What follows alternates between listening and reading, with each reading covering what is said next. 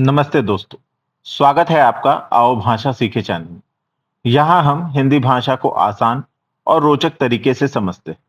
अगर आप हिंदी भाषा को सरल तरीके से सीखना चाहते हैं, तो चैनल को जरूर सब्सक्राइब करें। आज के इस वीडियो में हम कक्षा 5 की सुप्रसिद्ध कविता मातृभूमि के प्रश्न उत्तर देखेंगे। इस कविता के रचयिता श्री सोहनलाल द्विवेदी जी हैं। इस कविता में हम भारत की प्राकृतिक सुंदरता और यहाँ के महान पुरुषों के गौरवशाली इतिहास को समझ चुके हैं। तो चलिए शुरू करते हैं। इस पाठ के कुछ प्रश्न उत्तर को देखते हैं। सबसे पहले हम इस पाठ के मौखिक प्रश्न उत्तर को देखते हैं। दो, नीचे दिए गए प्रश्नों के मौखिक उत्तर दो। क, गौतम किस नाम से प्रसिद्ध हुए? उत्तर, गौतम बुद्ध के नाम से प्रसिद्ध हुए। ख, बहती मलय पवन क्या कहती है? उत्तर होगा, कविता के अनुसार बहती हुई मलय पवन तन मन को संवारती है। कविता में कहीं पर भी मलय पवन क्या कहती है नहीं कहा गया है, इसलिए हम मानकर चलते हैं कि प्रश्न में जरूर कुछ मिसप्रिंटिंग हुई है और बहती मलय पवन क्या कहती है के बदले प्रश्न होगा, बहती मलय पवन क्या करती है? तो बहती मलय पवन हमारा तन मन संवारती है। ग, गीता का उपदेश किसने दिया? उत्तर, गीता का उपदेश श्री कृष्ण ने दिया।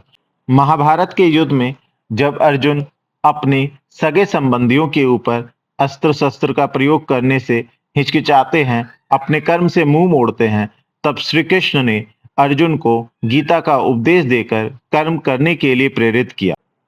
अब हम प्रश्न उत्तर के लिखित हिस्से की ओर बढ़ते हैं।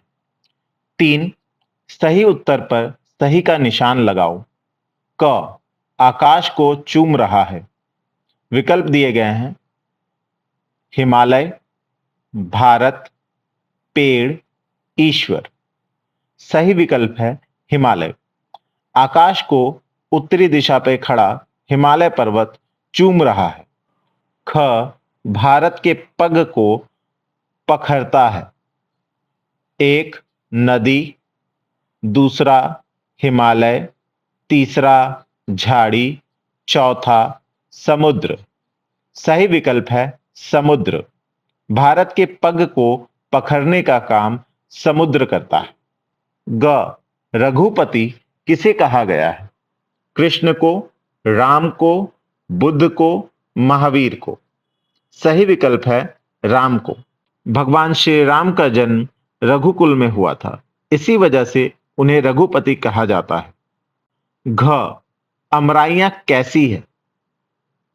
एक, घनी, दूसरा नर्म, तीसरा ऊंची, चौथा विशाल। सही विकल्प है अमराइयां घनी है।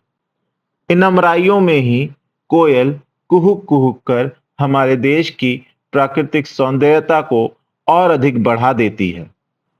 4, निम्नलिखित प्रश्नों के उत्तर लिखो। क, मातृभूमि कविता का मुख्य भाव स्पष्ट कीजिए। उत्तर, इस कविता का मुख्य भाव भारत की गौरवशाली भौगोलिक विशेषताओं का वर्णन करना और यहाँ जन्म लेने वाले महान पुरुषों के माध्यम से राष्ट्र के प्रति प्रेम और गर्व की भावना जगाना है। जी हाँ, इस कविता का एकमात्र मूल भाव यही है कि यह कविता हमारे मन में हमारे राष्ट्र के प्रति प्रेम और गर्व का भाव जागृत करना चाहता है। ख, भारत में जन्म लेकर गौतम बुद्ध ने क्या किया?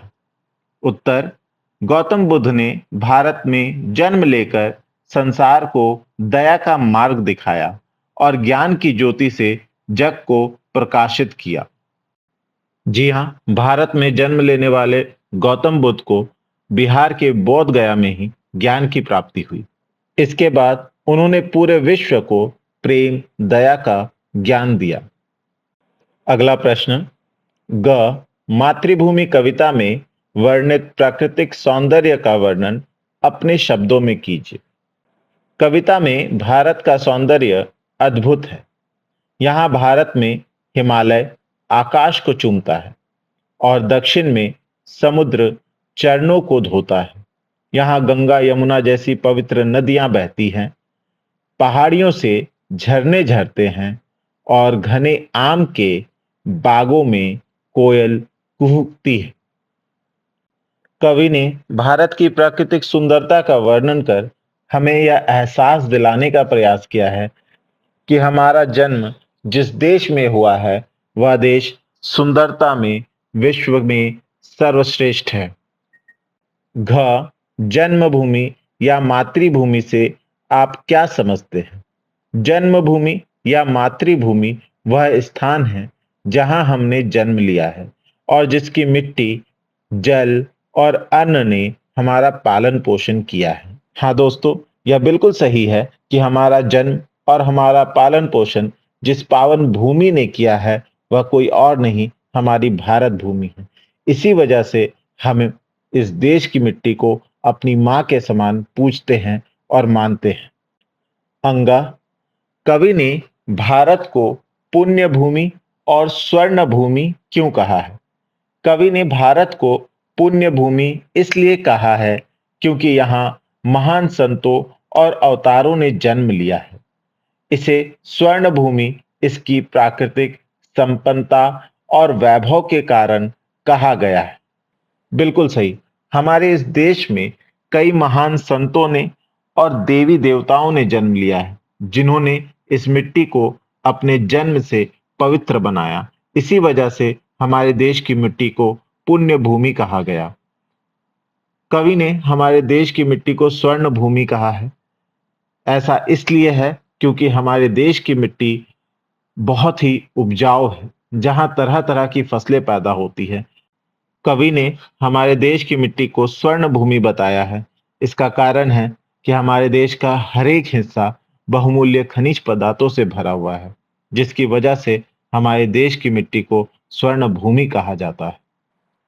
अब मैं आपके लिए कुछ महत्वपूर्ण तथा उपयोगी शब्दों को उनके अर्थ के साथ छोड़ जाता हूं। तो दोस्तों, यह थी कविता मातृभूमि के कुछ प्रश्न उत्तर। आशा है कि आपको यह वीडियो पसंद आया होगा। अगर आपके कोई सवाल हैं तो जरूर कमेंट करें। इस वीडियो को लाइक करें और चैनल को सब्सक्राइब करना ना भूलें, ताकि आप ऐसे ही शैक्षिक वीडियो देख सकें। धन्यवाद।